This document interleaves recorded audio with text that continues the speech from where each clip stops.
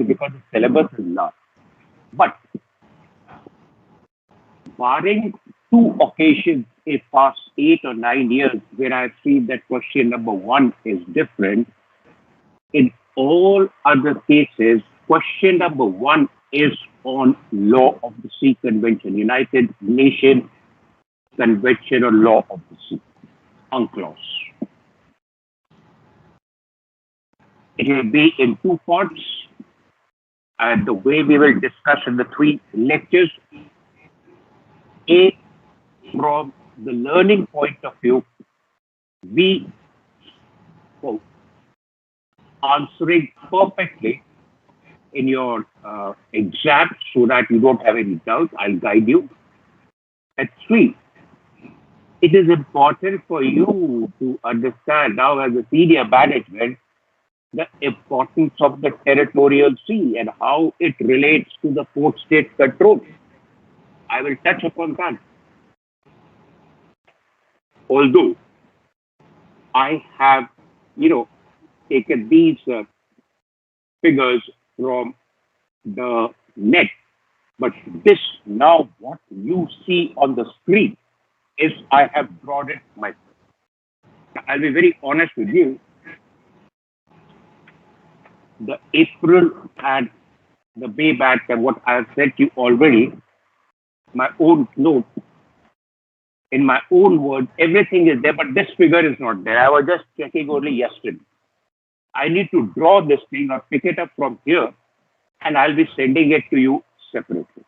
With the June batch, this will be included in that note. Sir, excuse me, sir. Yes. Sir, Go ahead. you have also not sent this any notes for the marine insurance. It is there, better. I'll tell you where it is. Okay, sir. No, I'll tell you. I'll guide you. I'll guide you. You don't have to worry about it.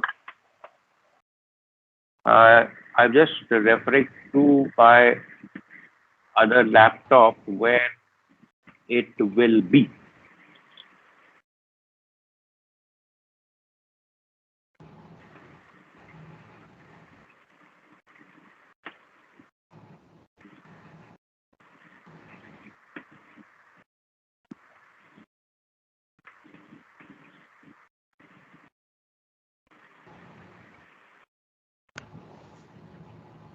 Okay.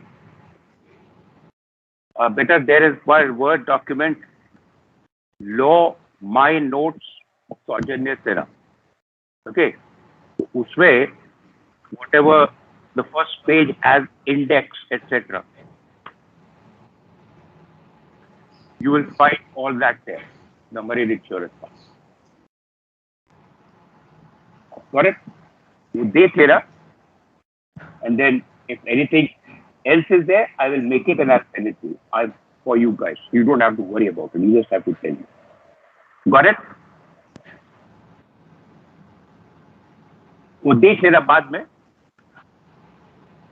Yes, sir. I'll Yes, just every- check and let you know, sir. Okay, great. Now, sir one more thing, ये Mathur sir के ईके के note पे आप ही भेजेंगे sir कि या फिर? Yes, sir. I got it. Thank you. oh, okay, good. Peter, the thing is, I'm no longer the post coordinator, but I can take down your request and do some finding out and get back to you. कौन से note चाहिए थे बेटा? Sir Mathur sir के notes जो topics उन्होंने पढ़ाए हैं, बॉयलर और ये सब. अच्छा, एक minute. Give me 5 minutes. There was a time.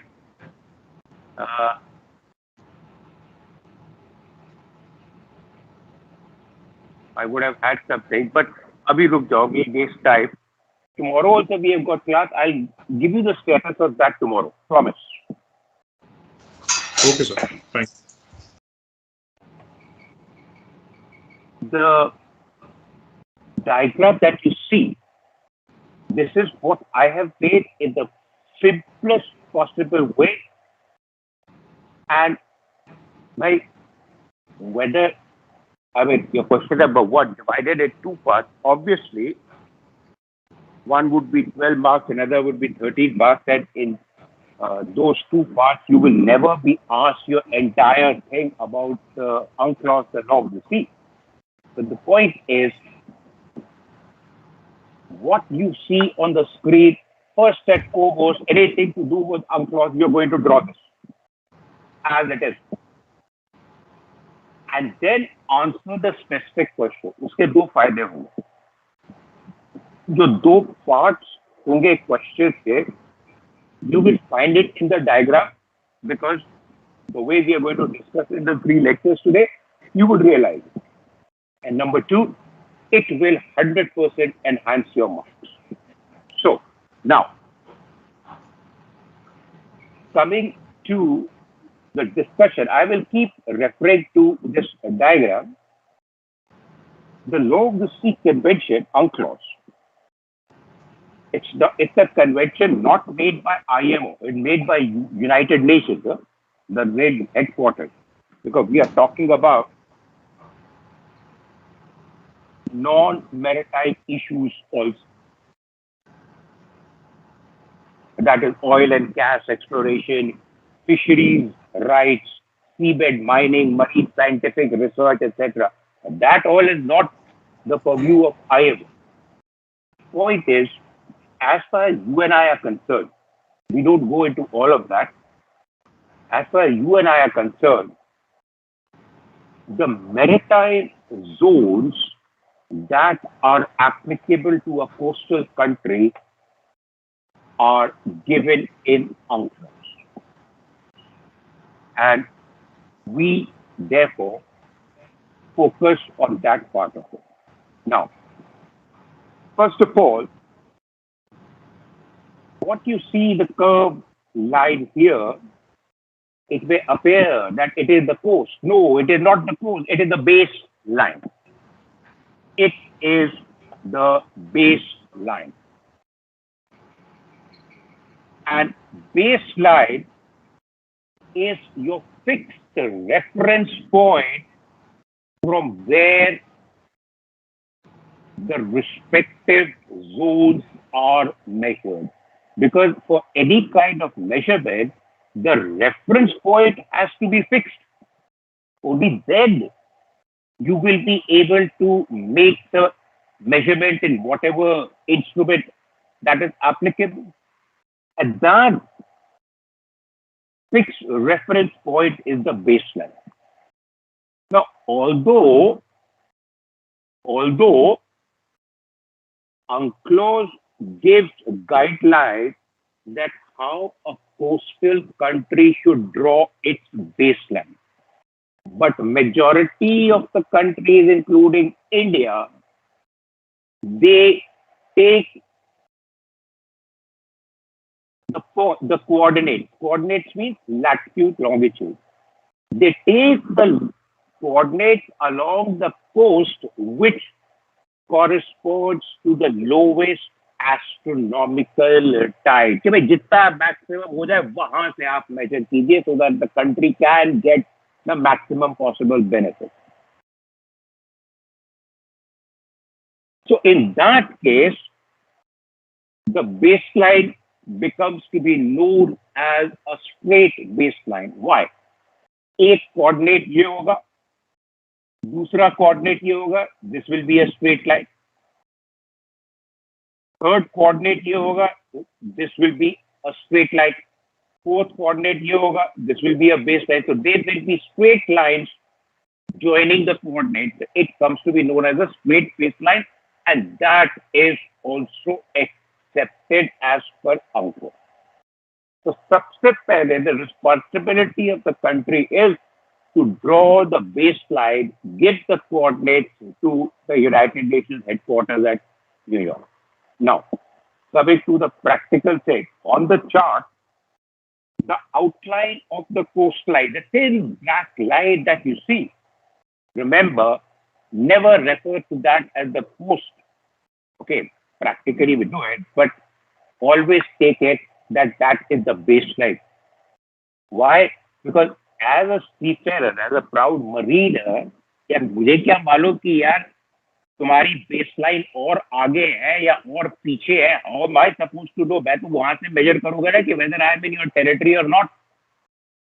That absolute edge of the coast, which is outlined by a very fine black line, is the baseline. So therefore, you measure the distance to to understand the maritime territory of the country. Are you with me till here?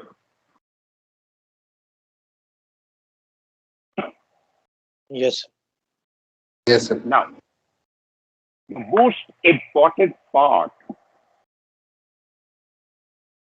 of all these roads is your territorial sea. First of all, we need to understand the meaning of territorial, or rather, first understand sovereignty and sovereign right. You know, the word sovereign is another word for king or queen of a country. Like Queen Elizabeth II is the Queen of England, or we can also say she's the sovereign of England.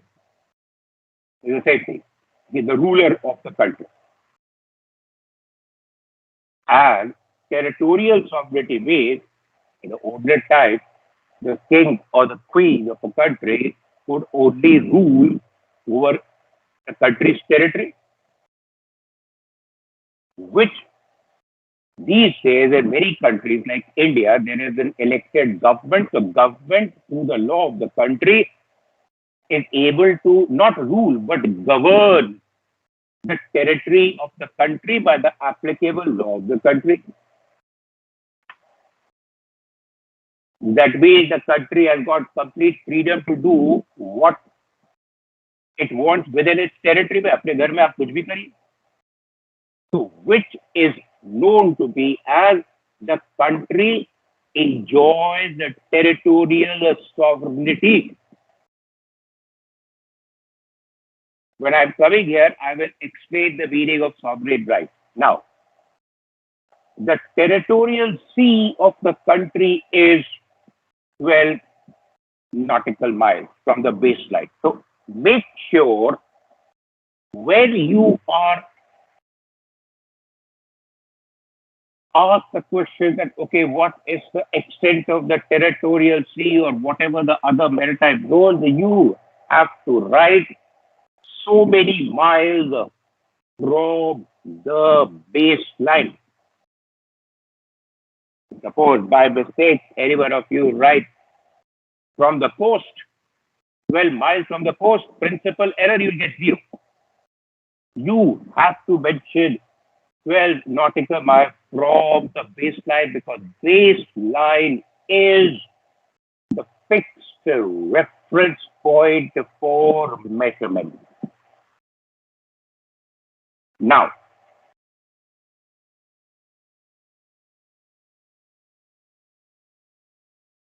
and territorial sea forms part of the country's national territory.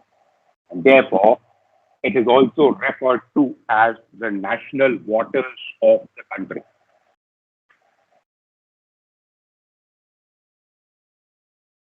With the June batch, of course, I will be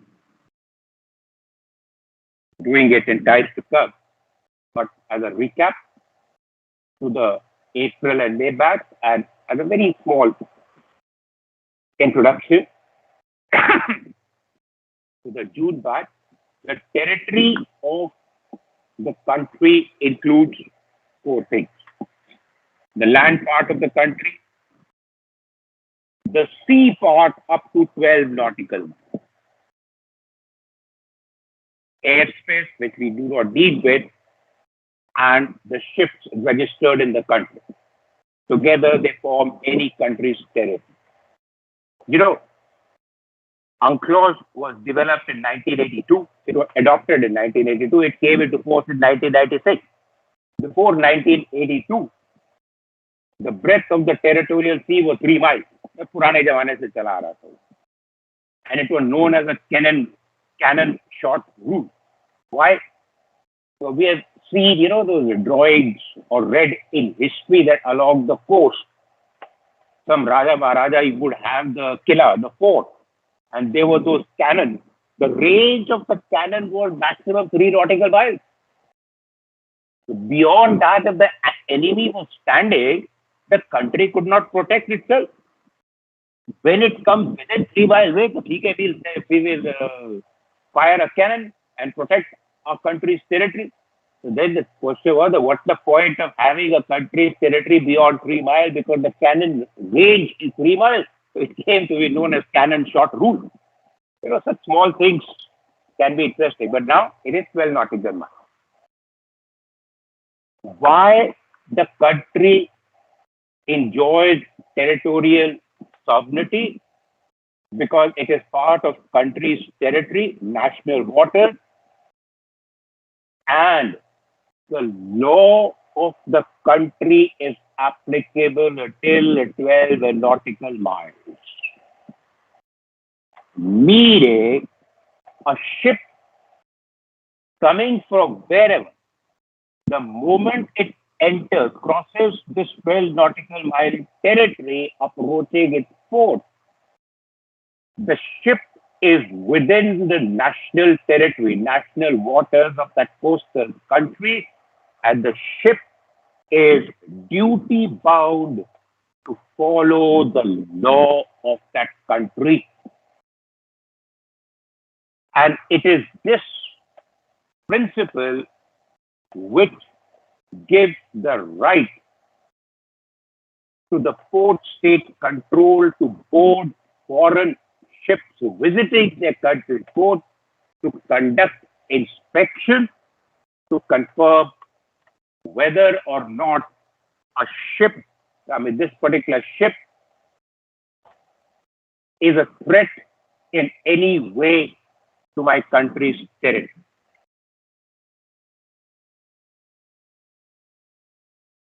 And how does they decide whether a ship is a threat or not? They follow the basic requirements of the IMO and ILO convention. If you're following that, you are not a threat. Enjoy your stay here. But if the ship is not found to be following the minimum standards, that means the ship is a threat to my country's territory, and the threat is called as a deficiency.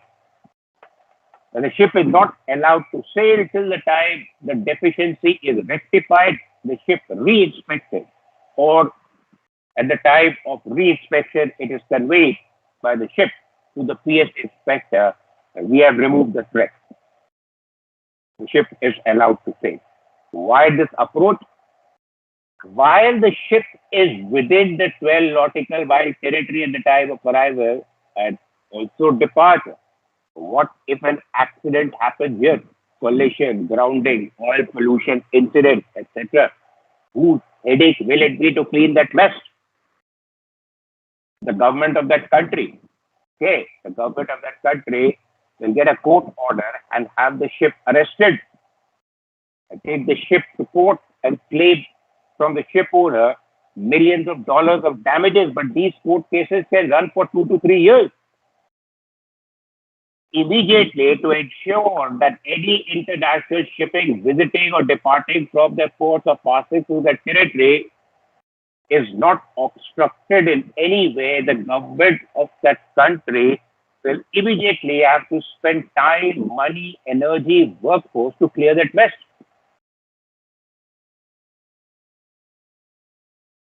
And since every country has a right to protect its territory from any harm, so if it is found that the ship is not following the basic minimum standards, meaning there are deficiencies, that means it's a threat to my country when you stay here. You are not going. It is because the law of the country is applicable here in the territorial sea. Because it is the national waters, it is called the national waters. Because it is called national waters, and since it is part of the country's territory, and the law of the country is applicable here, therefore, the country has a territorial sovereignty, complete control over the territorial sea. Are you with me till here?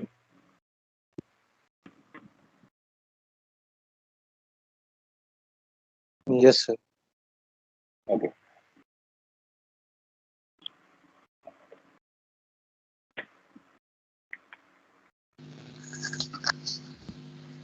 Sir, I have a question. Please go ahead. Please. Sir, on board, if we want to check the baseline coordinates, how do we can find? Now, that's what I said. That on the chart, that the yellow colored land is shown now. So from where we measure the distance from the land, there is a very fine black outline. So we continue to do the same thing. We take it, that is the baseline of the country. Okay, sir. Because last time we was getting a problem in China side that we couldn't find the line baseline for measuring the Eka area. So that's why I was traveling for getting the coordinates. Okay. Uh, First of all, I'd just like to ask you, which chart were you using? BA chart or local Chinese chart? Yeah, it should be BHR, I think, sir. It was Okay, supplied okay, okay. B, B, like this. BA chart is absolutely clear. Every land. I mean, in school drawing, we have done that to make it neat. We with a darker color, we outline the border of something, and the diagram looks neat. Similarly, it's a very fine line, black colored line, which which is on the outside of the land part, which is colored in yellow on the BA chart. So take that, and that is the baseline. As far as you and I are concerned, I'm measuring from the baseline. Okay, sir. Now, when a ship is within the territorial sea, she is under complete legal control of the law of that country. And if the country, through its intelligence and network, has any kind of doubt that we are not sure about the presence of the ship, something illegal could be going on. There is child trafficking or human trafficking. I'm coming to that. The government of that coastal country has complete powers to stop the ship, board the ship for as long as they want, conduct a thorough search, and no questions asked. If the ship is going off hire or whatever, that depends on the terms and conditions of the charter party. Law is supreme. It is exactly like that when we get a visa and go to that country, we have to follow the law of the country till the time we are there. So be very, very careful when you are within the territorial sea of the country. The Now, since up till 12, this I had to spend so much of time here because once you understand the concept of national territory, national waters, practically how the ship is required to behave within the territorial sea of the country, the importance of it, the ability to answer the question, and beyond 12 bytes, the concept of international waters, difference between international waters and high seas, you'll only be able to appreciate and understand that once we have completely understood it. Since the national waters of any coastal country. Now, पहली बात तो ये है, don't get confused, and you can draw it like this, that why I have drawn straight line. Come on, it is obviously for simple purposes. Yeah. Otherwise, यहाँ से 12 miles will come here, यहाँ से 12 miles will come here, so it has to be parallel to this. So that all is there. That's what coordinates conservation is all about. So if I would have drawn a straight line here, it would have become confusing. I just wanted to say that this is your baseline and all this is land here. This all is open sea. So, because national waters of a coastal country stops, ends at 12 nautical miles, beyond 12 miles, any part of the sea area is international waters. Be 100% clear about it.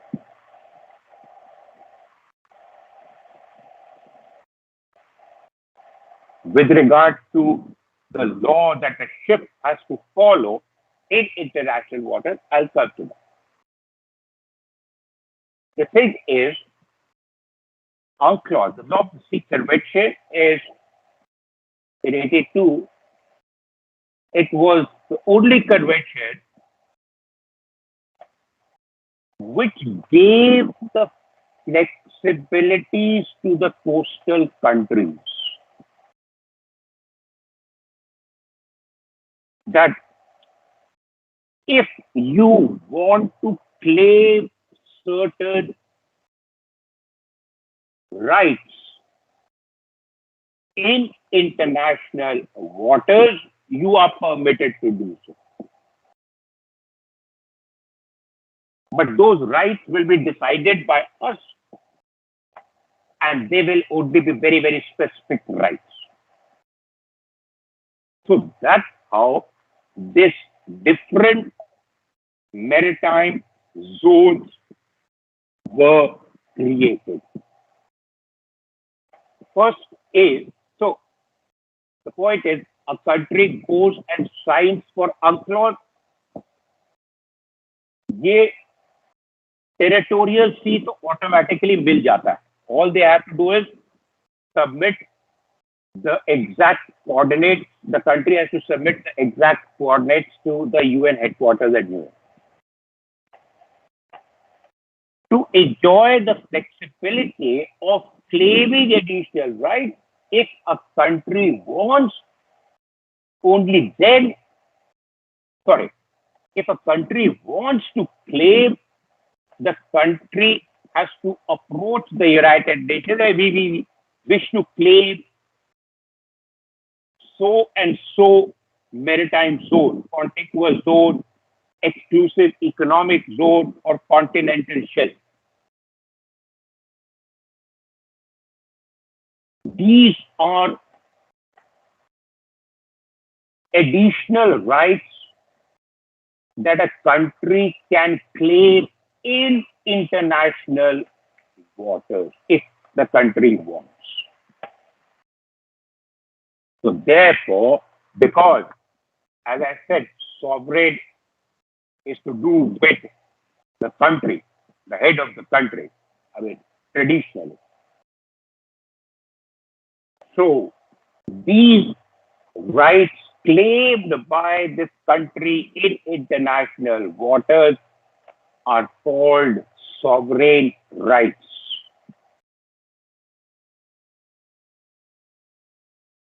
So related to claiming of these rights, zones have been designated in Unclos. Let's take it one by one. Contiguous zone. And you will write it exactly. First of all, contiguous means next to something very, very large.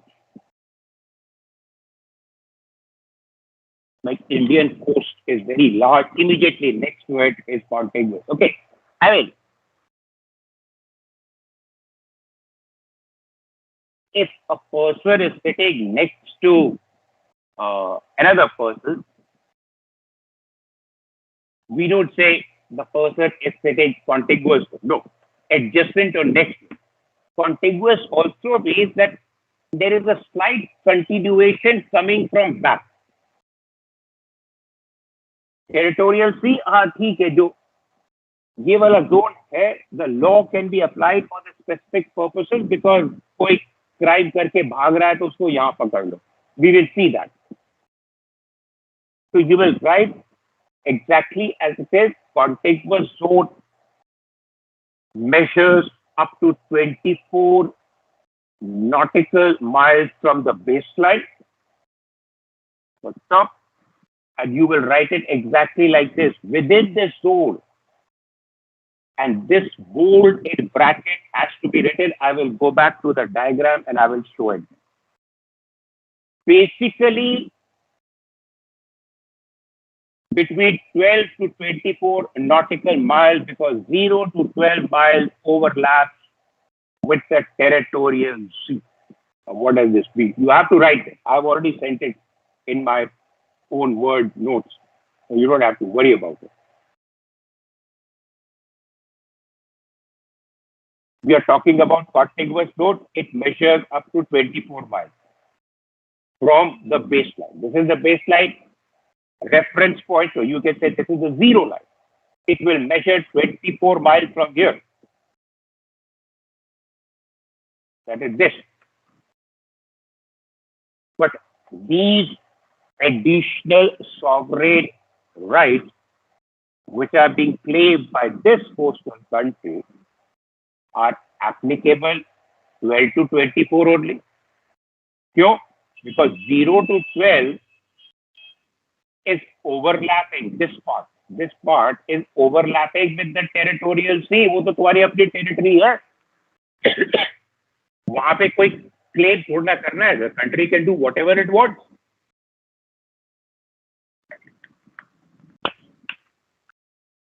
And why you have to write it in that specific way?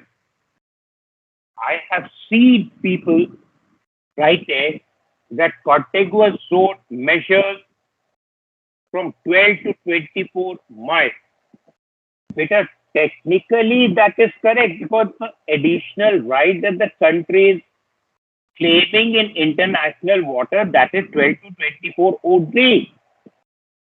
But the reference point of measurement cannot be this. That has to be this. So diagram सही बनाया, लिखा भी वो technically सही है, but principle error बेमतलब हो जाता है. So you have to first write, for example, 24, I mean, a contiguous zone. It measures 24 miles from the baseline, matter A. So at least there is no principal error comes in. Within this zone, what are the rights given by the convention? Very specific rights in every maritime zone. The port, the sub, fixed. And you were right that within this zone, basically between 12 to 24 miles, because 0 to 12 miles overlaps with the territorial sea. And why 12 to 24? Because the international water starts from here. So this is where the rights will be applicable. So what are the rights, sovereign rights a country can claim? To punish offenses related to four things. Custom related, smuggling of arms, ammunition, weapons, drugs, or some other smuggled goods.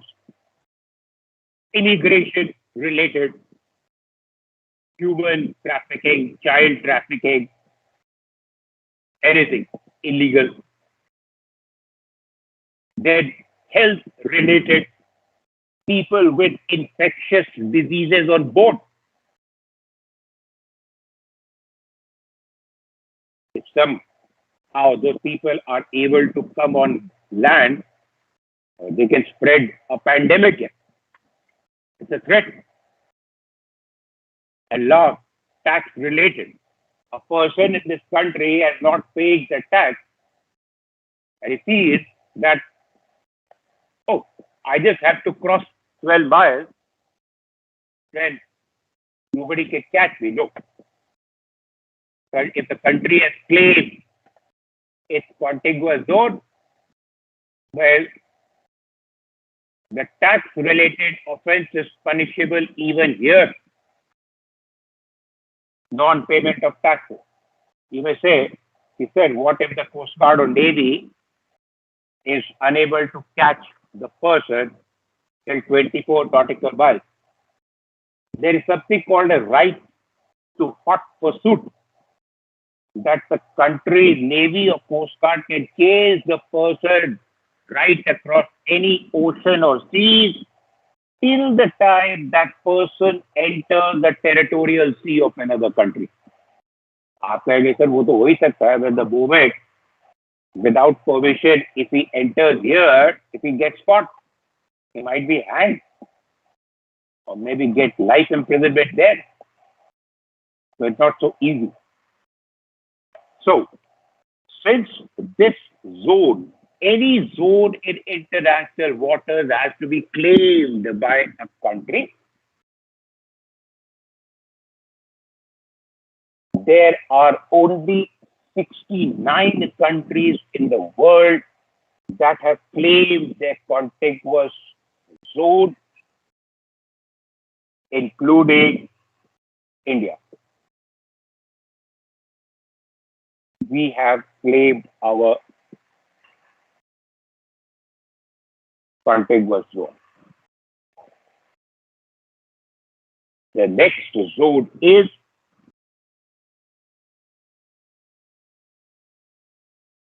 guys. I will be spending quite some time on this. This is important to understand because this question is not only common in your written but also in your oral related. So can we take a little early break? Next lecture is also mine. Okay, sir. Sir. But you came in broken. Can we take an early break? 25-minute break. Yes, sir. Yes, sir, visible. Okay, great. And please request to mute your mic. Now, beneath what we discussed, this exclusive economic zone, wherever there is money, well, a large number of countries, they are going to claim this. Exclusive economic zone measures 200 miles from the baseline. And within this zone, again, we will write basically that it's 12 to 200 nautical miles, because that's where international water starts. And international waters is international, not belonging to any country, like the territorial sea. So that's where technically it is. Because, and also 0 to 12 miles, it overlaps with the country's territorial sea. A country claims exclusive economic zone to claim sovereign rights for exploration and exploitation of the marine resources for its own commercial benefit and purposes. Commercial benefit purposes means money, therefore, but there is a large interest of the countries in this. The question comes, what does exploration and exploitation of marine resources mean? Exploration means oil and gas exploration. Like, off Vizag, like we have off Vishakhapatnam, we have got a lot of shale gas reserves. Future. Exploitation of marine resources is fishing.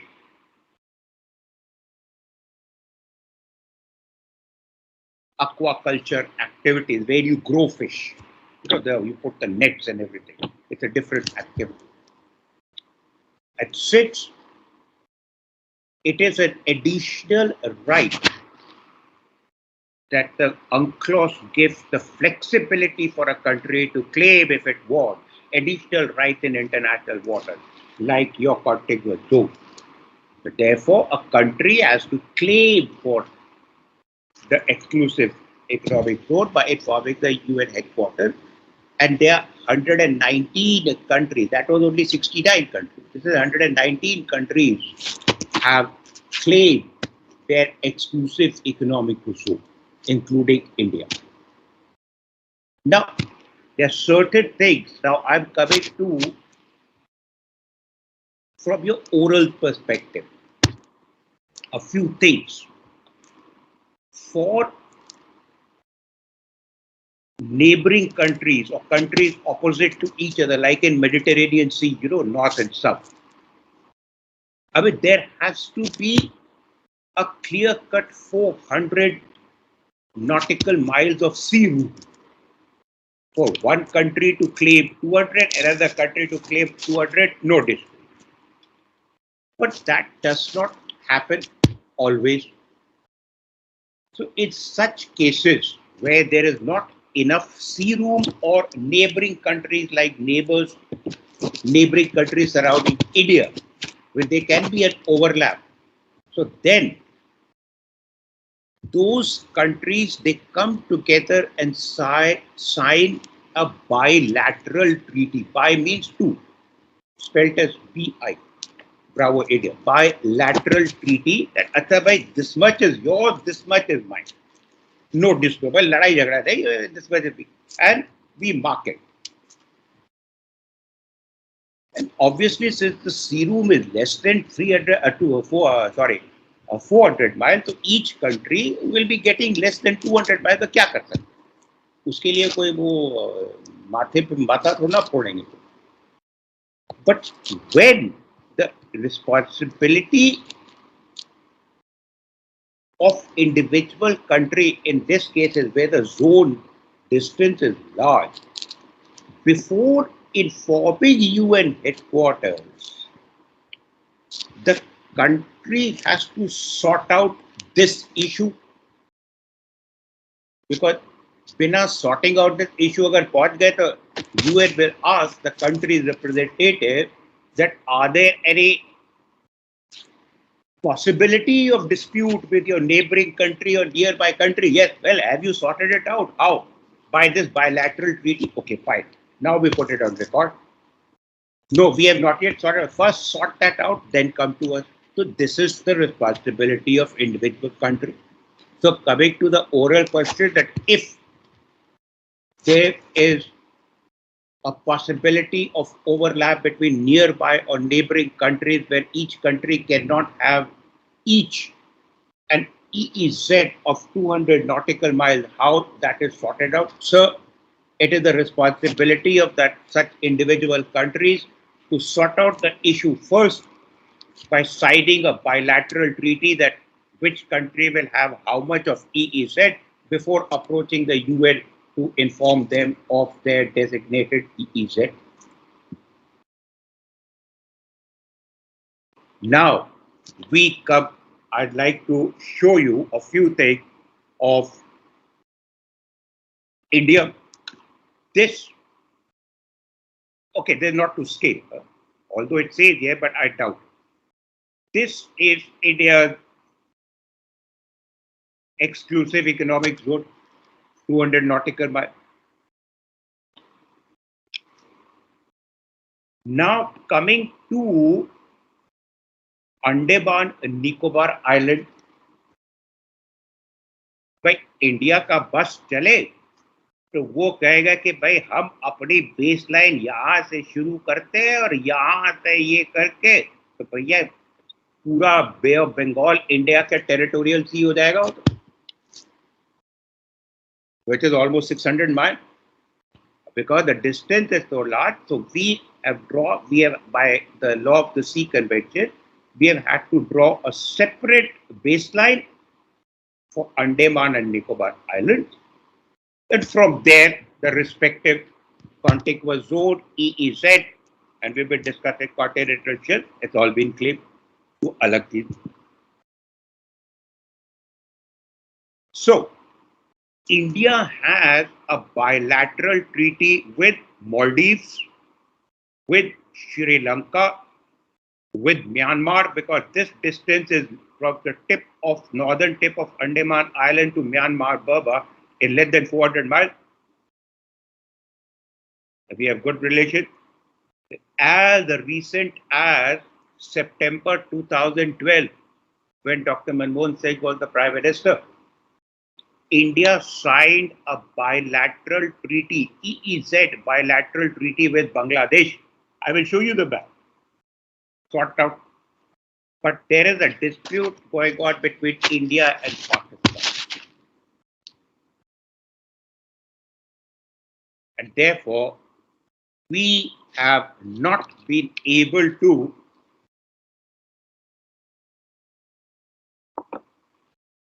sign an EEZ bilateral treaty with Pakistan. You would be hearing on television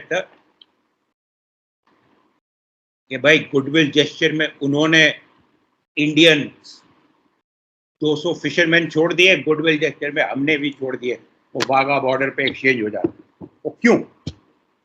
India कह रहा है there is an area of dispute, but India कह रहा है 200 मील हमारा है, वो कह रहे हैं 200 मील हमारा है। Although our fishermen are pretty smart, they've got GPS receivers. They don't do chart plotting and things like that. But by following the GPS, they say कि भाई बहुत दूर आ गए, वो पकड़ लेंगे, वापस चलो। I'd like to show you this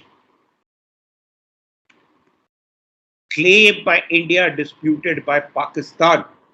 हम लोग का क्या कहने, as part of India's EEZ, this is north part of Kutch, plus our claim for 200 miles. So because we do not have that bilateral treaty with EEZ bilateral treaty with Pakistan, they can illegally capture Indian fishermen who are fishing, not otherwise. I'll come to that. And we also illegally capture their fishermen. Goodwill gesture after 2 years, ठीक है, ये छोड़ दो, वो छोड़ दो, and all that jazz. Sir Pakistan ने तो पूरा कोस्ट तक इंडिया कोस्ट तक का क्लेम किया हुआ है। Say again, beta. You came in clear, but not very loud. Can you please repeat? As per the diagram, it shows that Pakistan is claiming till the coast of India, this creek. They actually based on because this is a kind of an extension of international border. So this is a very small distance. It's a बहुत large scale chart है. This part is hardly couple of miles. ये तो एक part मैंने दिखाया, but main thing is that we are claiming 200 miles, they are claiming 200 miles. And this वो openly तो नहीं बात करते हो, ओपनली कीजिए, इसी पे ही अटका हुआ है। कहो what you are saying is 100% correct, 10 on 10. Now I want to show, see, this was what was signed between Bangladesh and India. We don't have to go in that much of detail, but what I was talking about, it will also clarify the difference between territorial sovereignty and sovereign rights. Suppose, now this is our India's EEZ. These are the kind of questions that try to confuse you. This is India's EEZ 200 miles. Now, suppose a Taiwanese trawler all the way from Taiwan comes and starts fishing illegally. Illegally means because India has claimed this right without informing India, without taking permission from India, start fishing in this area. Then Indian Navy and Indian Coast Guard can tell stop fishing. Why? Legally and officially through the United Nations, within this area, only India has got exclusive fishing right. Nobody in the world can fish from 0 to 200 miles here or in this area. Somebody has to fish, and they have to take permission from India. India says no, no means no. exclusive rights, exploitation of marine resources granted by law of the sea. And if the trawler is hanging around there, well, it is in international waters. Nobody can tell it to not be there. Why Indian Coast Guard or Indian Navy can stop, can tell them to stop fishing? Because the trawler would have been indulging in an activity. Activity is fishing, over which India has got right.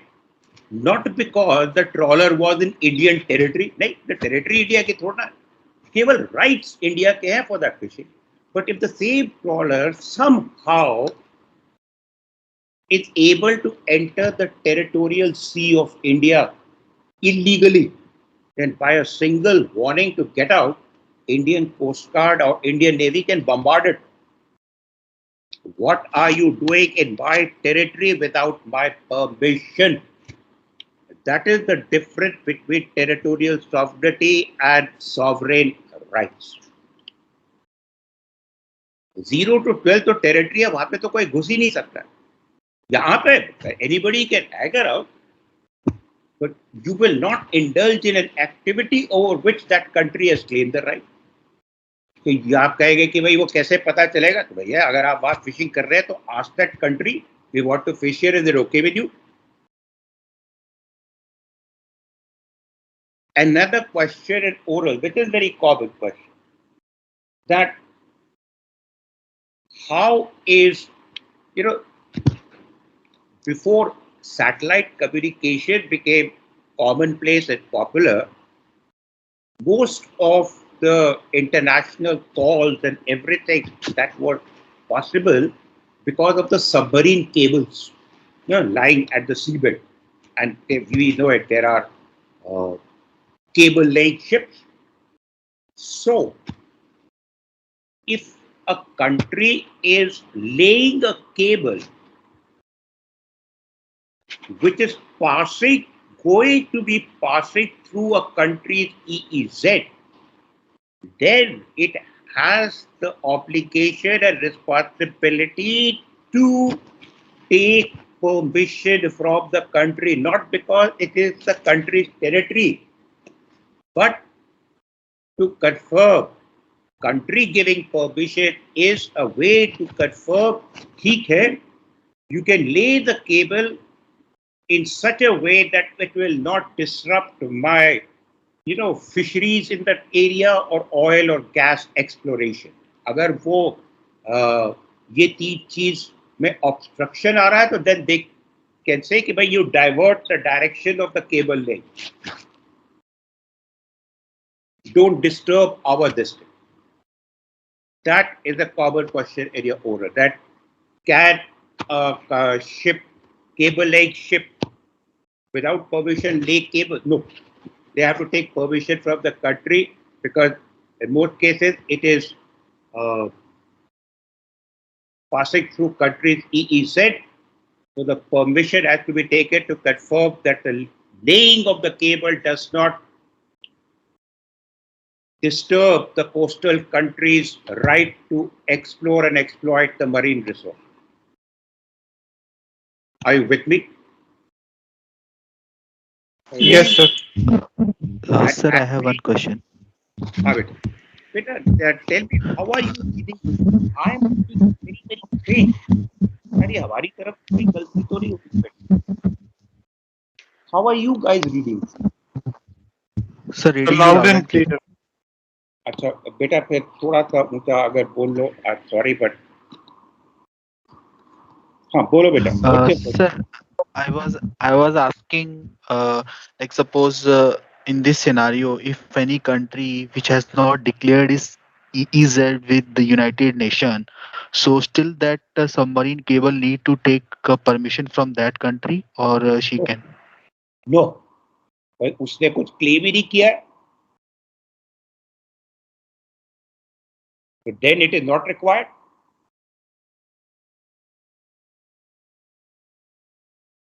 it is Okay, sir. only वही वाली बात है बेटा. These are additional sovereign rights which can be claimed by a country in international waters. Claimed in international waters. So there are two parts to it. One is claimed by the country, other is international water. But international water है जितना तुम्हारा वो उतना हम भी कर सकते हो. लेकिन जो राइट क्लेम करने की फ्लेक्सिबिलिटी दी हुई है लॉ ऑफ द सी है, अगर कंट्री क्लेम करता है then laying of cable the permission is required, not because of anything. वो मना नहीं करेंगे, वो कहेंगे कि भाई don't disrupt or obstruct or damage my right of oil and gas exploration and fishing.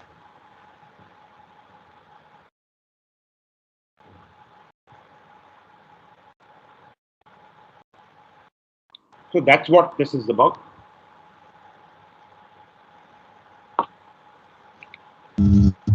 Okay, sir. Thank you.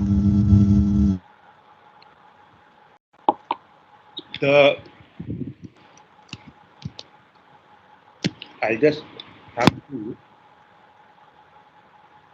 refresh all of you with that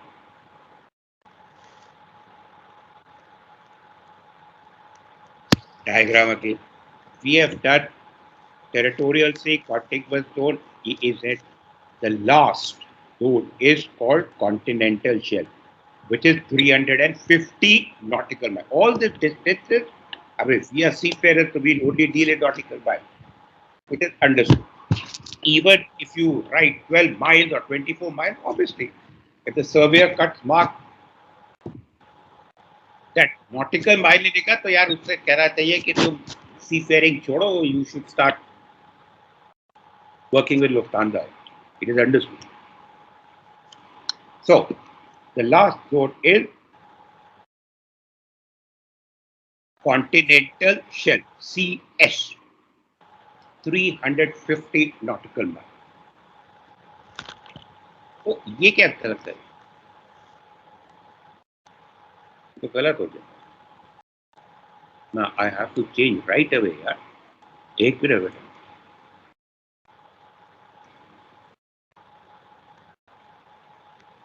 मैंने शायद कट पेस्ट कर दिया ना तो ये गलती हो गई. I'll just change it.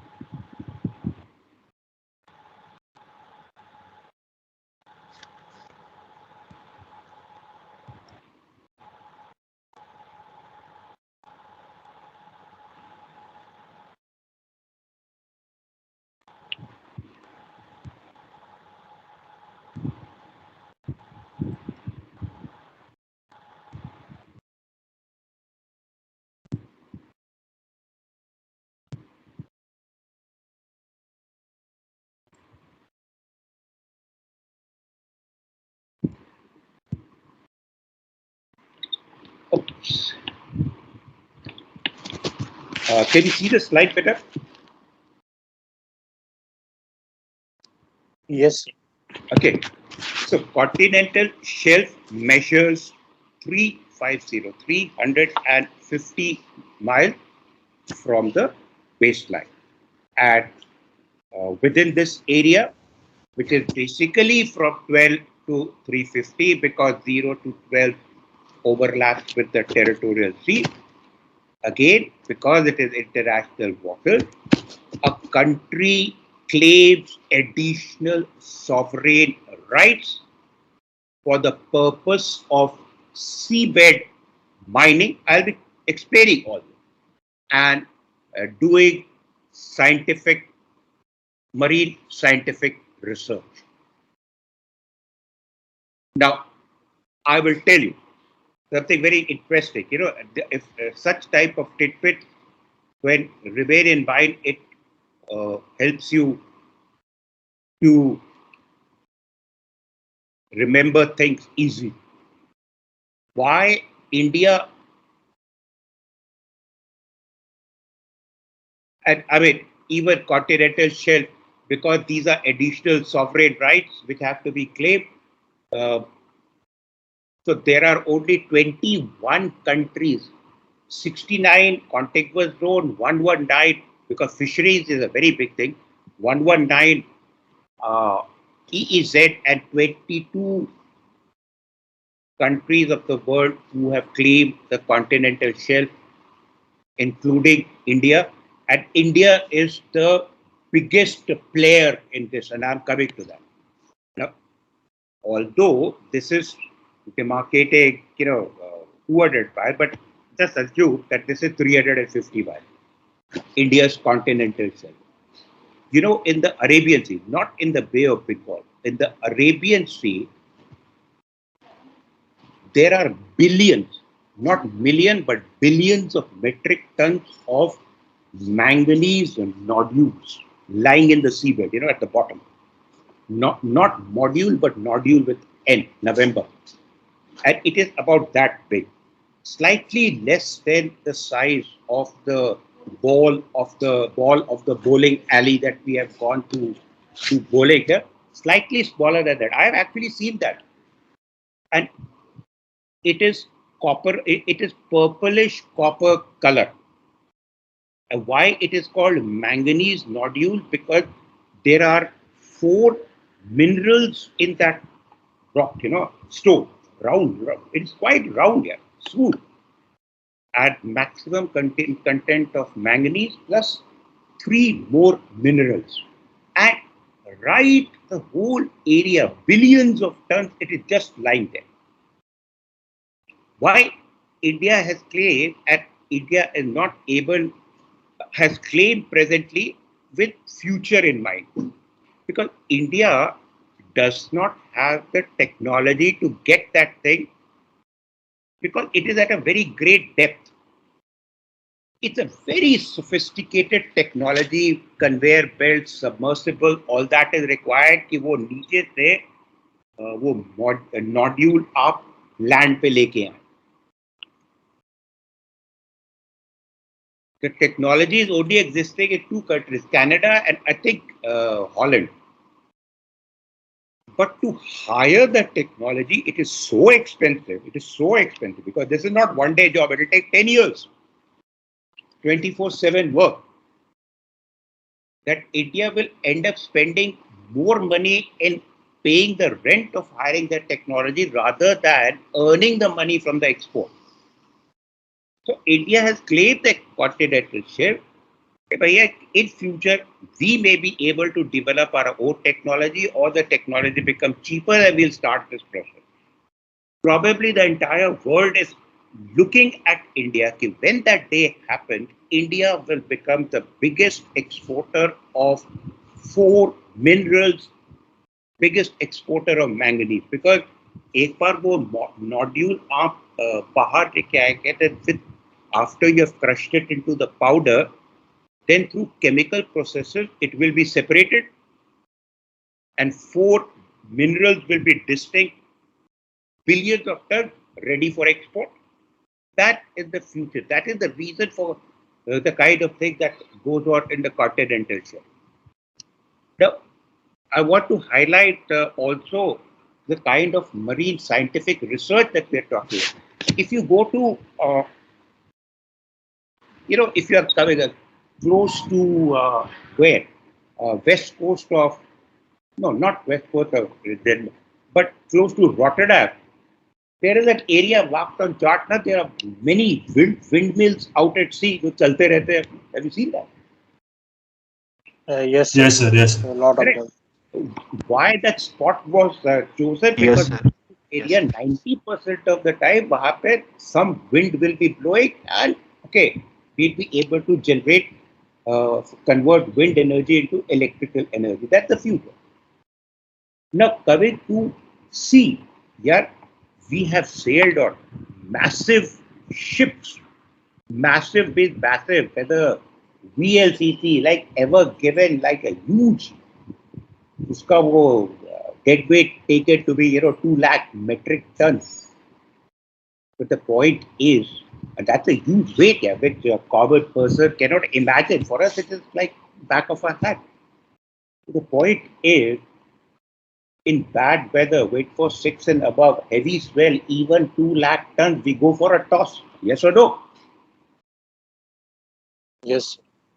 Why? Because the amount of energy that each wave has.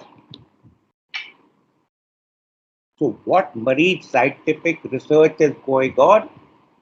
How can we collect and harness the wave energy where there are constant waves and convert it into electrical energy for future? There is already technology available in Netherlands. They are using it. There Say again. is fins. So they are using fins to turn the windmill, and when the waves come, the fins move and it rotates the blades, and there is generation of electricity. Exactly, exactly. But there are, you know, uh, a number of issues have to be taken that the wherever the wind will which is being turned by the wave, yeah, that area has to be such strong ना ये ना कहीं एक wave आई तो पूरा वो windmill station का ही कल्याण जी आनंद जी हो गया. I mean, our wave energy is Yes, sir.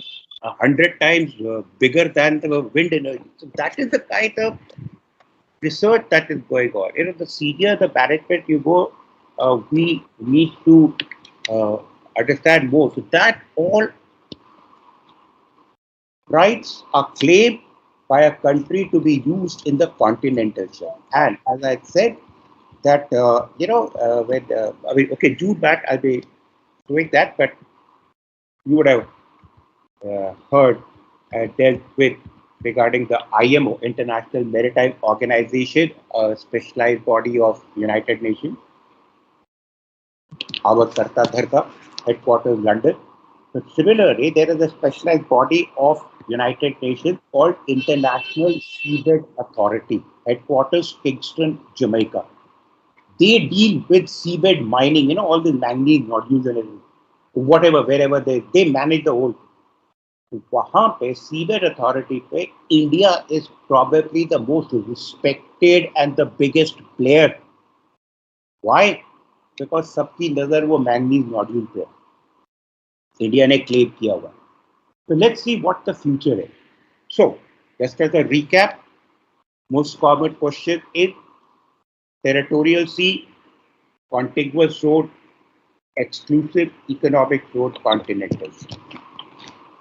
One small thing before I go on international waters and the ship and the high seas. Sometimes what happens, further flexibility. Now we are only talking about EEZ, this one. Okay.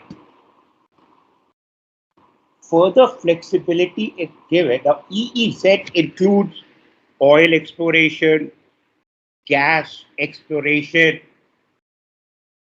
fisheries, those kind of things. Sometimes it happens that a country like India has claimed that that's why we are able to have oil and gas exploration off Bombay, high enough, it's about more than 100 miles off, where you see the oil rig. Anyway, so country से यार अब हम लोग का तो remotely कहीं oil वगैरह है नहीं, हम लोग क्या वो पूरा क्लेम करेंगे EEZ 220 एंड नेबरिंग कंट्री के साथ हम लोग का वो इतने अच्छे रिलेशन नहीं है कि bilateral treaty वगैरह जाए. So that kind of flexibility is that in that case, if a country wants, instead of EEZ, they can claim a small zone, of course, less than 200, and they call it exclusive fisheries zone, only for fishing purposes. The country example is Malta. they have claimed exclusive fishery zone of 5050 nautical miles. Mamla khatam kiya, no question of bilateral treaty. But sometimes the question comes, what is the difference between EEZ and EFZ? Exclusive economic zone and exclusive fishery zone. EEZ तो ये है, exclusive fishery zone. I've just explained, and I have explained it like this, giving the example of Malta, 50 miles. But they have not, they've got nothing to do with oil and gas. They said we are heavily into fishing, we just are interested in it. So that is what it is. Now, coming to international waters, as far as a ship is concerned, when in international waters, that is beyond 12 miles, just take your divider from that yellow part. I mean, the just normal way, the way we measure the distance, yeah, we don't take a magnifying glass to see where is the outline of the black line. Come on, yeah, we have got that experience. We know where the end of the land is. I mean, that's what is the baseline for all practical purposes. Beyond the 12 nautical miles is international waters. And as far as a ship is concerned, she is only governed by and required to follow the law of the flag state, the law of the flag country where she is registered. That's it. Because she is part of the territory of the country where she is registered. And that's why she flies the flag of the country. That country is called the flag country.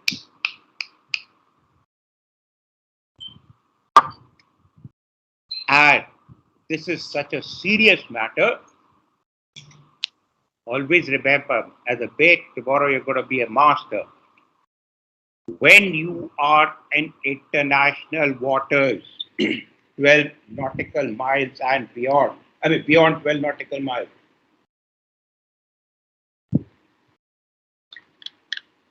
no authority in the world can board your ship without the written consent, written permission from your flag state. We want to board your ship.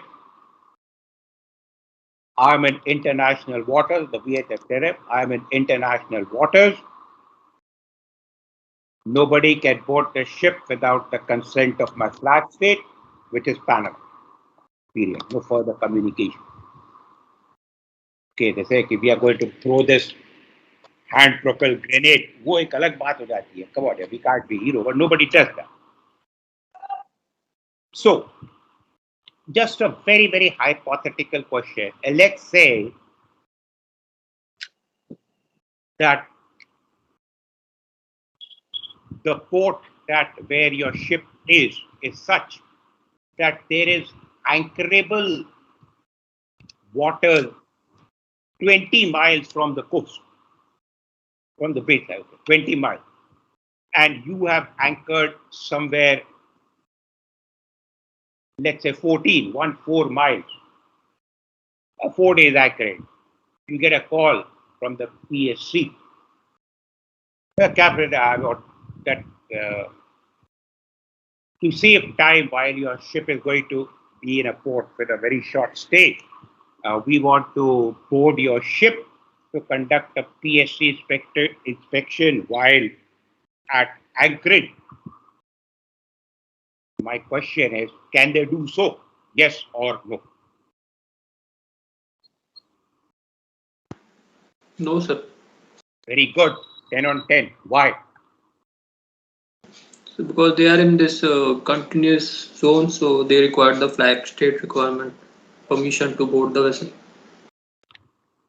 Okay, your answer is in the right traffic there, but slightly off course. Not because contact was road. You are in international waters. So therefore, you require the permission of the flag state. Correct? Okay, sir. And more important, when I was talking about the PSC, when I was talking about the PSC, what did I say? It is the law of the country which gives the right to the PSC inspectors to board a foreign ship in their port to confirm whether whether the visiting ship is a threat or not. So the power to PSC is given by the law of the country. The law of the country finishes here. 12.4 mile पे किस law के तहत वो board करेंगे आप? Correct?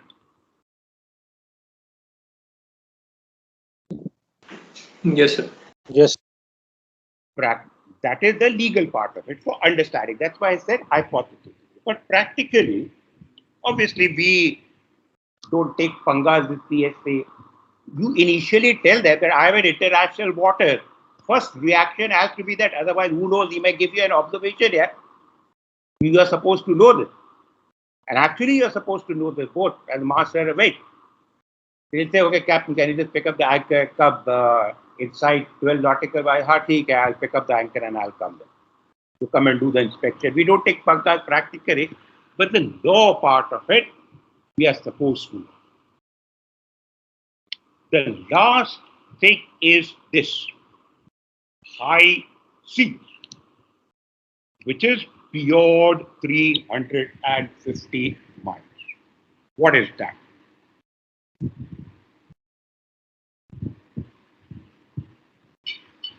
There is no claim from any country. So Absolutely correct.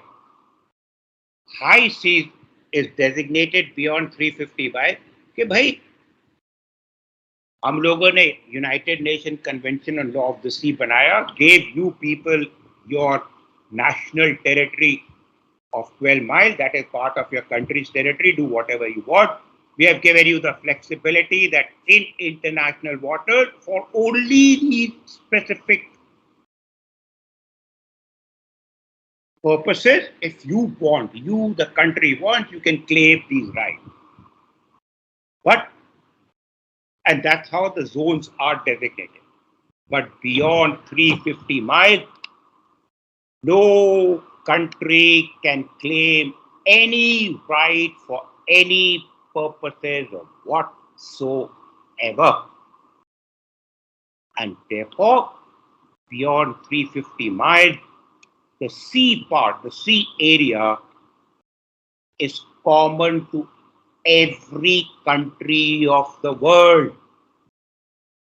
And it is also referred to as common heritage of mankind. जितना Taiwan का है, उतना इंडिया का है, उतना केनिया का है, उतना सेशल्स का है, अमेरिका का है. If a good, powerful trawler from India wants to go and fish beyond 350 nautical miles, whether in Arabian Sea or middle of Atlantic Ocean, no fear. Make sure there are proper logbook entries. Okay. Just in case somebody is asking, I prove where I caught this fish. No questions asked. It is called high seas. No rights whatsoever common to mankind, common to all the countries in the world. So high seas start 350 miles and beyond, international waters 12 miles and beyond. So obviously, international waters continue throughout till where? Till this 12 nautical mile boundary of another country. Correct? So the entire thing is international water.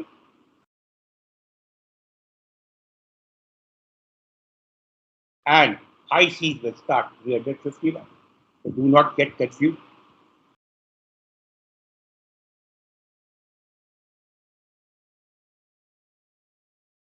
Are you with me? yes, sir.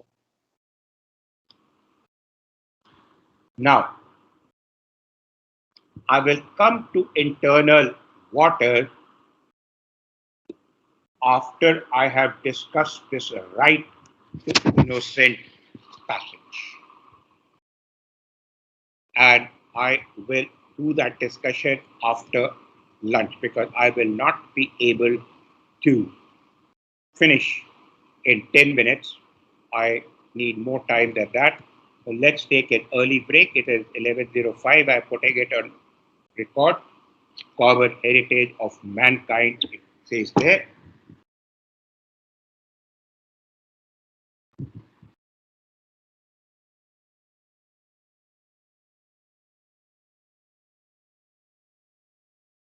That is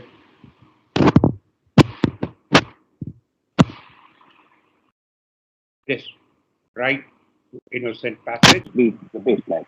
That means we have passed through the territorial sea of that coastal country, but we've never heard that beforehand we have to send a message to take permission to pass through a country's territory. We pass through because of the merchant ship on an international passage has a right to innocent passage. Meaning, when a merchant ship is on an international passage, she can freely pass through any country's territorial sea without having to take permission from that country. And the most important part is this right and another right we'll be doing right to transit pass. These are the two rights in whole of the Unclos Convention. There are more than 336 articles. These are the only two rights which are applicable to an individual merchant ship, whereas all the other rights in the convention are applicable to an individual coastal country.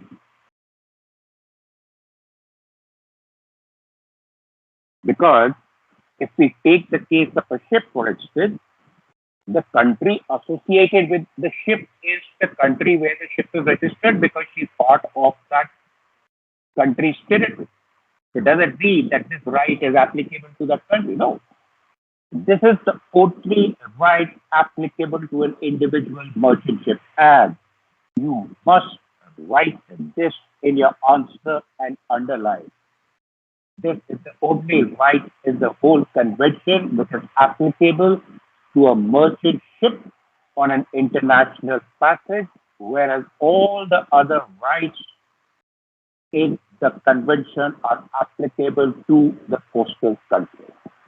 Having said that, it is not just a blanket freedom of passage. No, two conditions have to be met for the ship to enjoy this right to innocent passage and pass through a country's territory, territorial sea without requiring to take any permission. First is innocent or being innocent, whichever word you remember. This means that when the ship is passing through the country's territorial sea,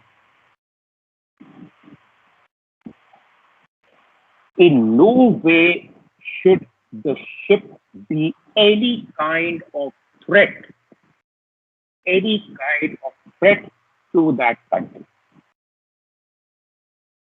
She has to be 100% innocent as applicable to that country. So, what is the meaning of innocent? That the ship is not, I mean, those are the rights which are applicable, what we did, in that continuous, that the ship is not involved in carriage of arms. that अगर arm लेकर के आप जो illegally arm कह रहे हो तो यार आप तो पास में आए और वहीं पे मिसाइल छोड़ दिया.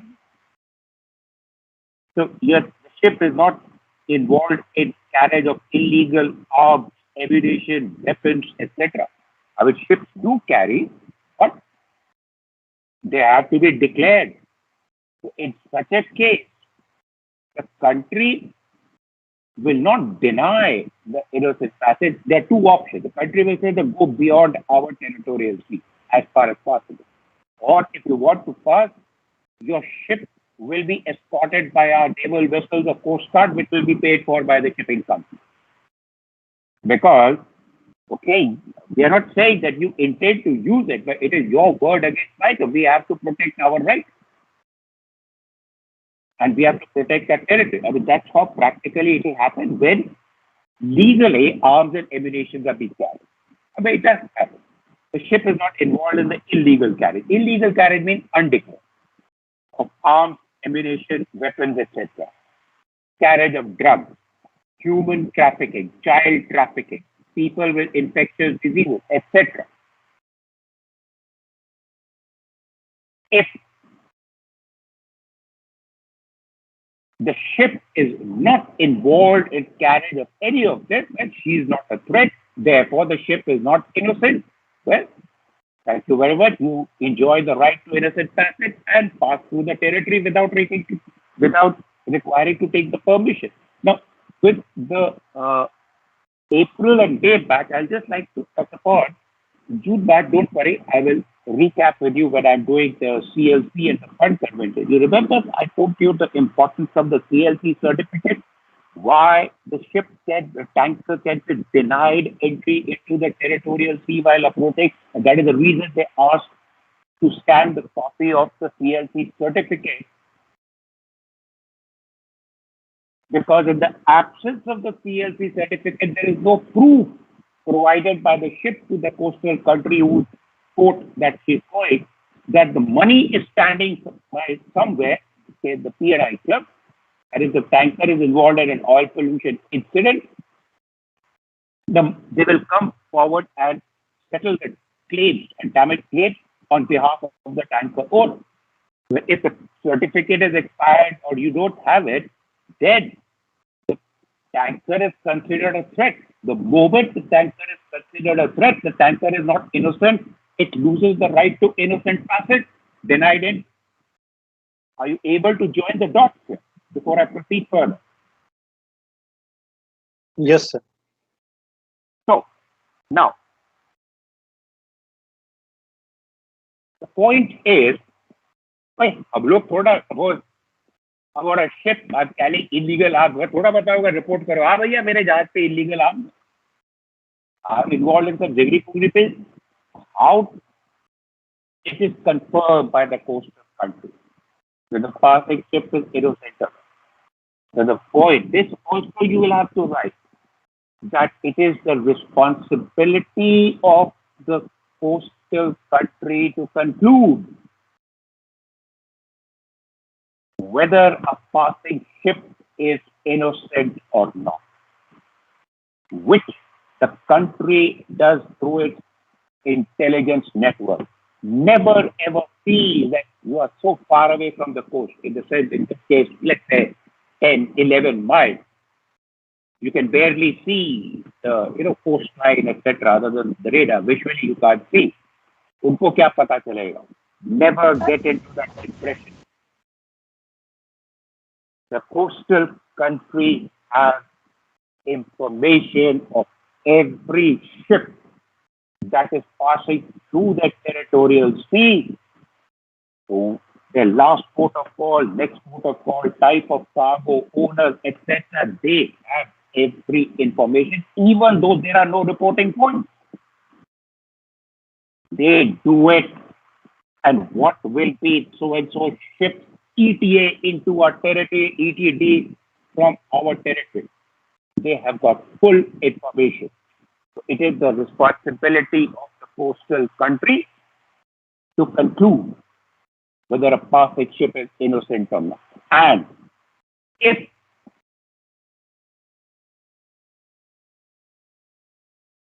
the coastal country is confirmed through the intelligence network that so and so ship is not innocent, the moment the ship comes into the territorial sea, they have a right to stop the ship, using their naval force or the Coast Guard. Then they lower the gangway. We want to board the ship for inspection. We have information that things are not right. You have to abide by that because you are in their territory. They will conduct a thorough inspection. If found guilty, they will be asked to come to the port, and the captain or anyone associated or the ship owner also will be punished as per the law of the country. The coastal country has the powers under the law of the country. Why? Because every country has a right to protect its territory and all its interests at all the time. That is the meaning of innocence and the power of the coastal country. Very common question, power of the coastal country. The second thing is on a continuous passage. The second requirement is that we are giving you the right to pass through our territory. You don't have to take information. You will not be delayed. They will not stop you. You are innocent, but please don't hang around here and there within our territory. Just pass through without any undue delay. And that is the responsibility of the ship, therefore that of the master, to ensure that the ship passes through the country's territory, remains on a continuous passage and passes through the territory without any unnecessary delay. Okay, there's an emergency, that's fine. But everything is normal, fast. That's why you would have seen that I may have mentioned, forgive me for repetition, but you only act as a recap, that when you are waiting for orders, that okay, Captain, just wait for order starters of owner instruction, you'll find that the captain will go beyond 12 miles and drift. Okay, I mean, we drift, we put the NUC lights or signal, whatever type of day or night we have, and we drift. Suppose you are posting and you say, Captain, this stuff is a drift. Captain साहब ठीक है, फिर 2-4 घंटे के बाद कहाँ बाहर जाके ड्रिफ्ट करेंगे. Suppose there is miscalculation that 2-4 घंटे ends up 10-12 hours. At that time, if the coastal authorities of that country, they call the ship that, okay, because of AIS, they have all the information in any case, that kindly confirm your intention. You have been in the territory drifting for such a long time. The usual reason we gave, oh, I'm having engine problem. They say, okay, Captain, what are the things? But in any case, moment you are back on passage, give us a call. Captain will take another 1-2 hours and we'll be on. Suppose that again this calculation happens and they're there for 4-5 hours, total means 13-14 hours. At that time, if the coastal authorities, they say, Captain, lower your gangway, Coast Guard is coming to come and confirm what kind of engine trouble are you having. If that happens, the captain will jack. 100% arrest of the ship by the captain. Why? So obviously, they'll come on the ship and they'll not find any engine problem. Meaning, in that case, that the captain would have committed a fraud by telling a lie, giving misinformation while in the country's territory. A full inquiry will be done that why the fraud was committed. The ship will remain in port. It is that serious about it. If you have to drift, go beyond 12 by ticket run. तेल का ही खर्चा होगा. Go beyond 12 by 13, 14, 15 miles. Keep drifting for 6 months. No questions asked. You are in international waters governed by the law of the flag state. No questions asked. Are you with me? Yes, sir. So, this is the right to innocent passage, a very important. Then associated with this, the second right, which is also only applicable to an individual merchant ship, unlike all the other rights which are applicable to the coastal country. And it is quite similar to this. and that is right to transit pass. A very common question, difference between, exclusive economic zone and exclusive fisheries zone, difference between right to innocent passage, right to transit passage. So we come to this. The first thing is the right to transit passage is only and only applicable when the ship is navigating within an international strait. What is an international strait? It is not anything. It has to be declared by the United Nations, who look at the division that look after the law of the sea. Dover. And okay, there are seven of them. Just to define international strait is any water body open for international maritime traffic, which is surrounded by two or more countries. Very good. Dover Strait, Strait of Gibraltar, Korea Strait. Malacca, Ka- Korea Strait. I'm not sure whether that is designated one because the distance is too broad between Korea and Japan. So it is Okay, sir. Dover, Malacca, Singapore Strait, Strait of Gibraltar, Sunda Strait, then which else is there? Uh, five, two more, I forget it, offhand, yaad nahi hai, but there are seven of them. Now, why,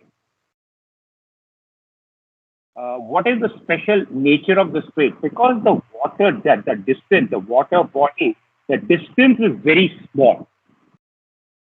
In certain cases, even your territorial sea will be overlapping. So the countries have to sign a bilateral treaty. क्या करें यार? 12 मील तो मिल नहीं सकता. ठीक है, इतना है तो आधा तुम्हारा आधा हमारा. But that is not we are getting into. The point is, and they will always have a traffic separation scheme. Very frequently, you will be navigating between the territorial sea of one country and another country. So, in order to ensure smoothness of international maritime traffic, but territorial sea is territorial sea. Country has complete rights over it, हमारी territory है. अगर कई country के इनके बीच में कहीं कोई वो झगड़ा हो गया तो यार whole international maritime traffic will get suspended. So the point is, the issue was raised when this was being discussed. So basically, the right to transit passage was created like a compromise. That even though the ship will be frequently transiting between the territorial sea of one country and another country while passing through the international trade. This dotted line I have tried to indicate boundaries, like boundary of the territorial sea.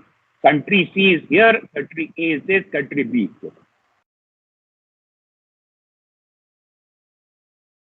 So it's a compromise reached for the smoothness of international maritime transportation to ensure that the countries relax their powers to execute their rights within their territorial sea for ships passing through a designated international strait. That's why designated international strait is important. Rest, the requirement of being innocent and on a continuous passage remains the same as that of right to innocent passage. But right to innocent passage, when applied in designated, don't forget to write the word designated international strait, it is called the right to transit passage. And practically, इससे इन countries का फायदा ये होता है, within this area, as I said, they divide the management of traffic among themselves. I mean, the best example that we can give is, like Singapore Strait, eastbound traffic, you report to Singapore, and westbound, you report to the other part, Indonesia, I think. You take care of what direction traffic is, you take care of another traffic. And another thing, for any contingency, fire, collision, grounding, pollution, all the three countries, they pool in their resources so that we can act immediately and quickly. So that if you want, you can mention it. So are you clear between between the right to innocent passage and right to transit passage? Yes. And just draw this simple triangle. I will send it to you. I have to send you that main Unclos thing. I need some time to draw it. And this one also. And the last part of Unclos. Guys, just give me a moment. I'll just get some water.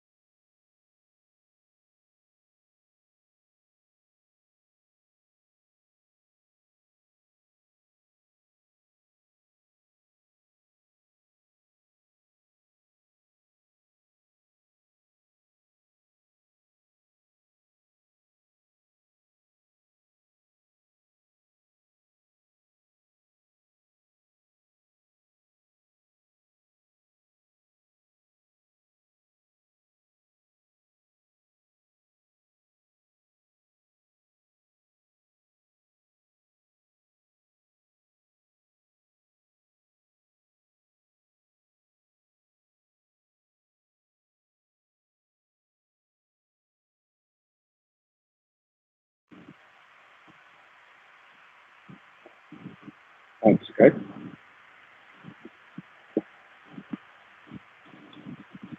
The last part of Unclos, and that is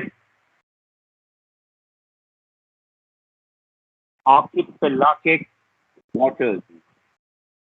And the most common question which is asked is, what is archipelagic basin? Now, I need to spend some time on this. First of all, the word archipelagic comes from the word archipelago.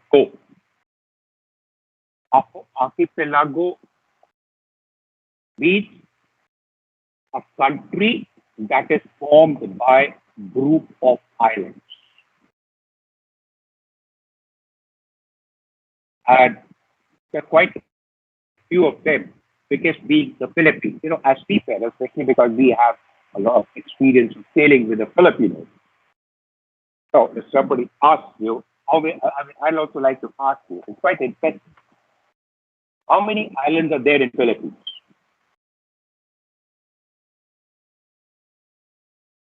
There's more than 1,000 islands. Okay, if somebody asks you, you because you are very proud mariner, you should ask the question. If somebody asks you how many islands are there in Philippines, so your question should be high tide or low tide. Why?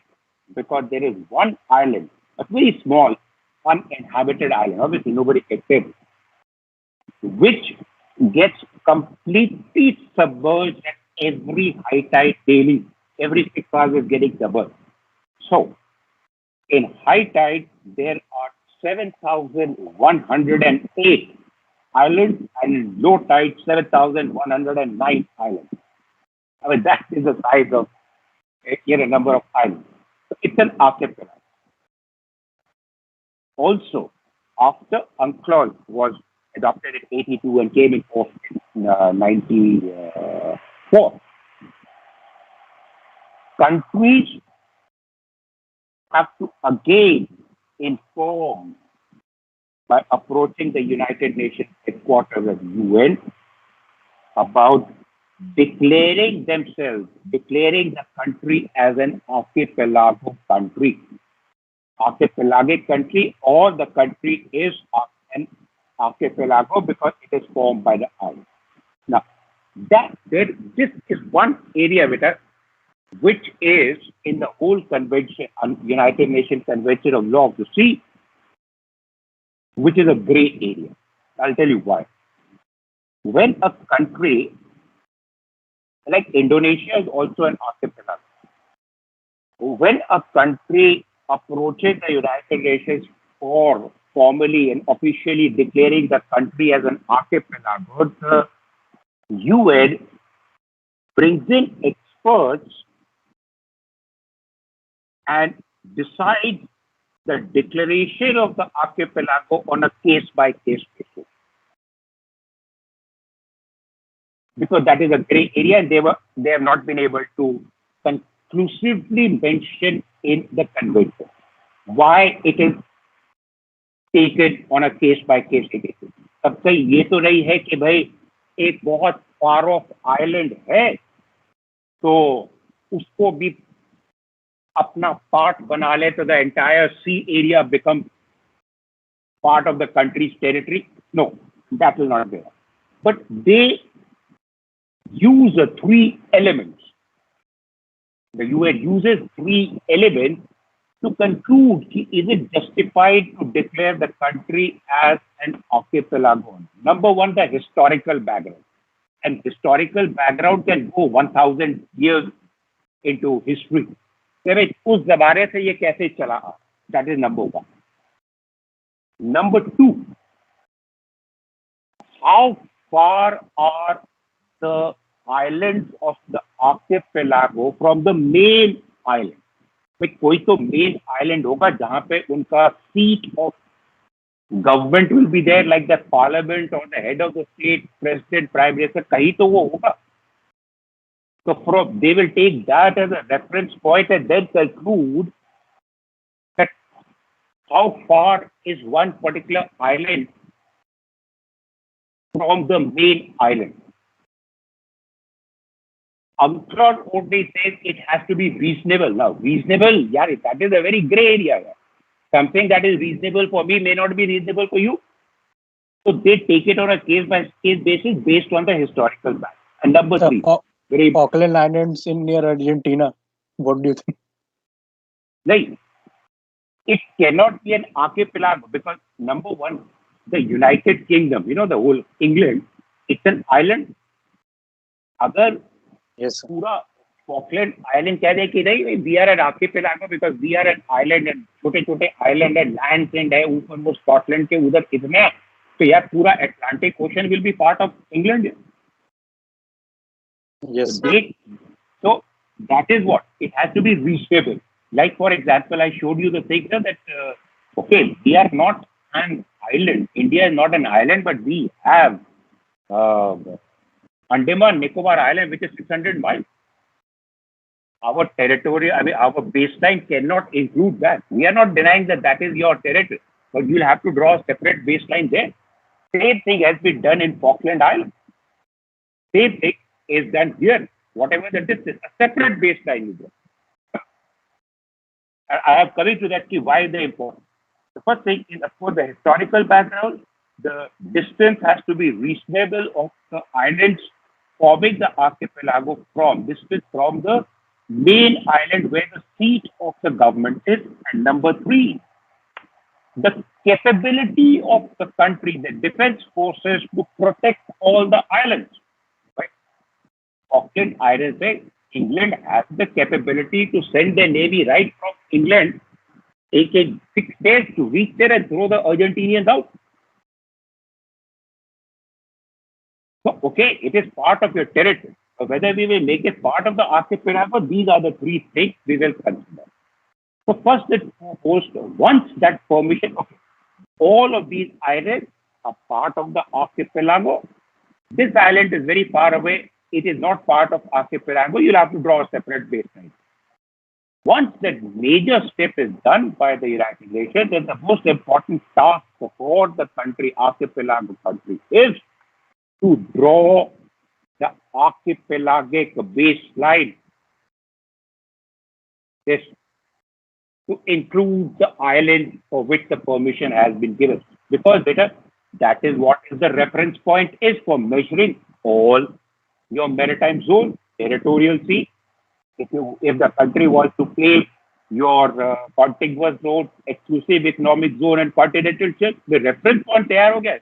बाकी तो is easy. So the next step is drawing the archipelagic baseline, and thereafter the territorial sea, contiguous zone is claimed, EEZ is claimed, continental shelf is claimed, follows the same principles for any other coastal country. The important point is that the waters inside the baseline is called as archipelagic waters. I will stop here. I need to do one thing before I come back to this. I'll be finishing it today. Don't worry. One thing which I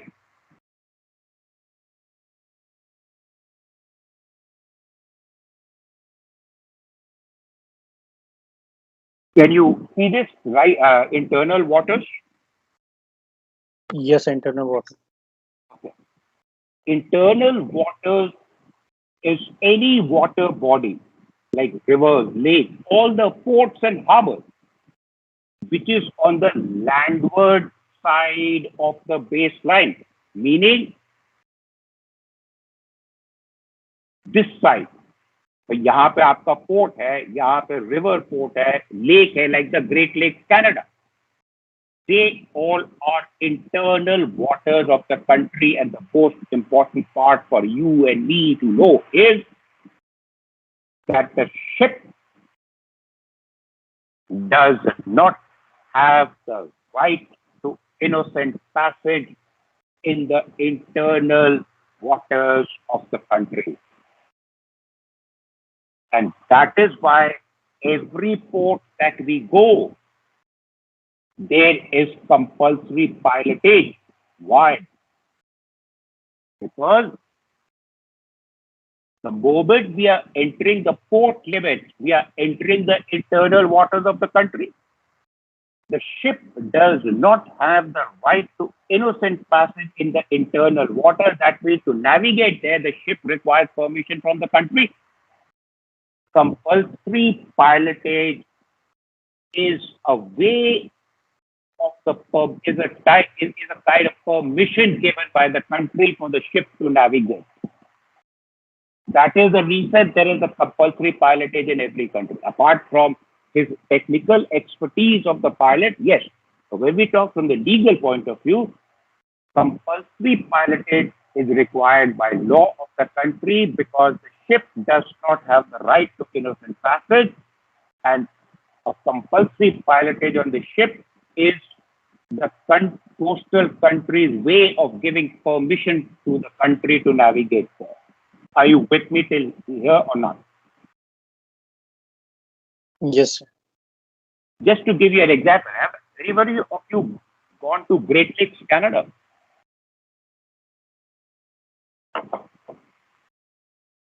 Okay, you will get chance. Okay, during passing through the various dock gates, you require pilot. But when you are navigating across the lake, Lake Michigan or Lake Superior, I mean, it's an enclosed water, freshwater lake, hardly wind force free, FM sun rahe apna. But the pilot remained on board, and that passage after the log gate till the last port in Lake Superior, Duluth, it's a 10-hour or 8-hour passage. When I can navigate.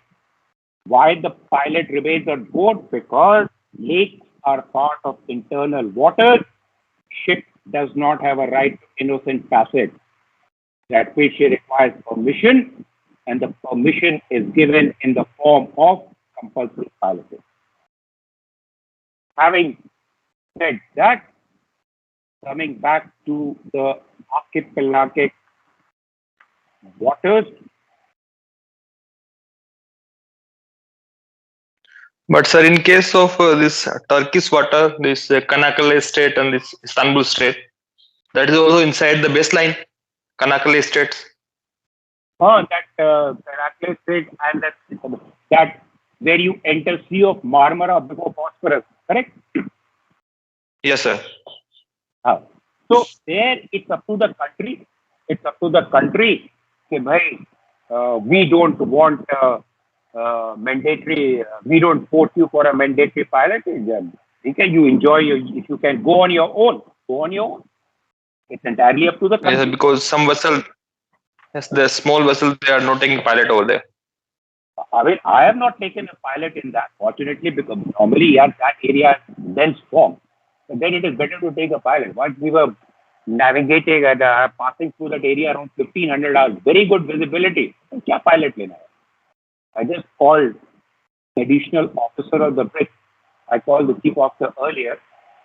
45 minutes we were through and we were into Sea of Marmara. Bosphorus, they have ensured there is mandatory piloting. Yeah, because So it's Kanakkale up to the Strait is, sir, it's quite deep. Water is quite deep. exactly. You're right. So that depends on the country. But 99.9% internal waters mean basically the example that I was giving you of Great Lakes, Canada. Canada वो अच्छी बात ठीक है. The ship has the option कि once the lock gate is cleared for that 7-8 hours of steaming across the lake, pilotage is not mandatory. ठीक है? It's their country, their law. ठीक है? Yes. Yep. So coming back to this, the important point to note is the water area inside of the baseline is treated as, which is called archipelagic waters, is treated as internal waters of the archipelago country, which means the ship does not have a right to innocent passage.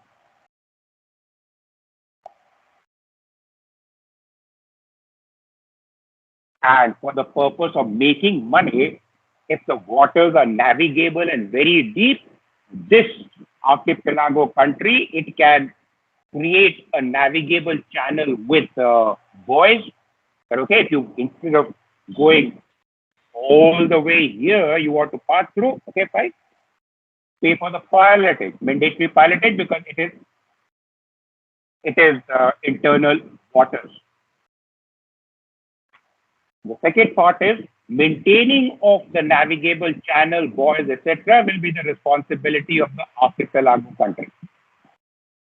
If they want to open their waters for maritime transportation, but for you and me to understand, archipelago, where you don't have a right to innocent passage because it is the internal water.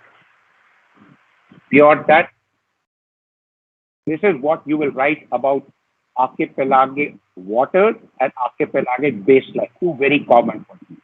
First approach, the country to be declared an archipelago, they have to approach the United Nations headquarters at New York. The UN headquarters at New York, they take it on a case-by-case basis because it is a like gray area in the convention. However, there are three elements which are taken into consideration for UN to officially declare the country an archipelago. Element number one, the historical background, which can go back to 1,000 years. Number two, the distance of all the islands which will be part of the archipelago has to be reasonable from the main island where the seat of government is. Seat of government means president, prime minister, parliament. And number three, the ability of the archipelago country to defend to the force of the defense mechanism of the country to protect all the islands from the main island using its army, navy, and air force. Once these elements are studied, the UN will officially declare it an archipelago. Step two, thereafter, a very responsible step or part of that archipelago country start is drawing the baseline, include all the islands as declared within the archipelago. If an island is too far away, a new baseline will have, a separate baseline will have to be drawn. Step three, once the baseline is drawn, thereafter the territorial sea is measured like any other coastal country, and if the country wants to claim any of the maritime zone, they are measured accordingly. The important point is that the water area inside of baseline is called the archipelagic waters, and which is exactly the same as the internal waters. And therefore, for a ship, it is important to note that the ship in archipelagic waters does not enjoy the right to innocent passage. Complete answer.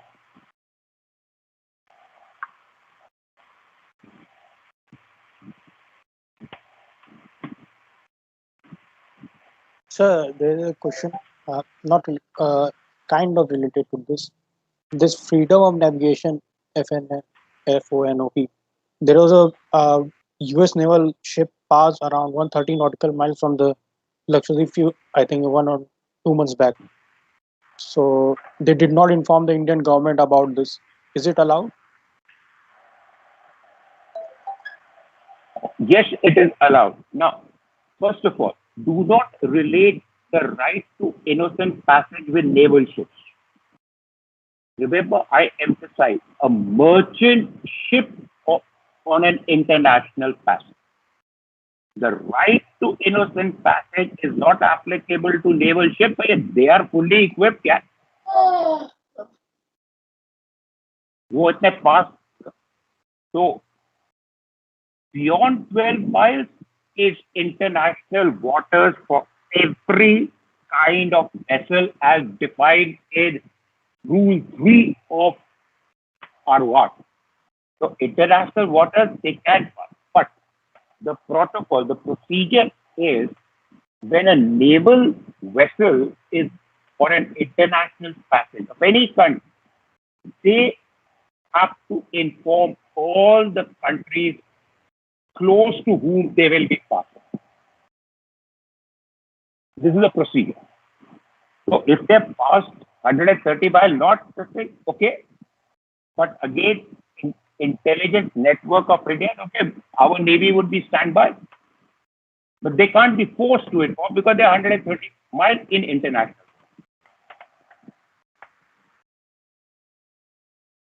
Okay, sir. So guys, are you happy? I think, of course, when you go to just the way we have talked and discussed point wise, 1, 2, 3, by job it's very simple, straight point wise. And believe me, there is no harm. When you go through my notes point wise and you write your answer point wise, not only in your ARI but MND exam perfectly, no issue. You don't have to write a novel. So you want to write it point wise, perfectly fine, no issue. I will never give you wrong again. So when you go through it, it is in my own words, just the way I'm discussing it across. But give me a day or two. Over the weekend, I will draw that diagram. That's very important because when when we used to have uh, classes before pandemic. Oops. So This was the diagram I used to draw on the board. I tell the student to draw it in your cup. Now, possible nahi hai. I will be sending this because this is what is start to finish complete diagram for your exam. क्या है 4 line खींच के बस ये 2 बार पढ़ोगे तुमको याद आ जाएगा ये तो पता ही है you'll be able to answer this. So your question number 1, Unclos 100% complete. I hope you are happy with the discussion we have had. Yes, sir. Yes, sir. Great. Better, you and I are at the same level. If you do not find something satisfactory with my explanation, you can immediately override change because my focus is my very, very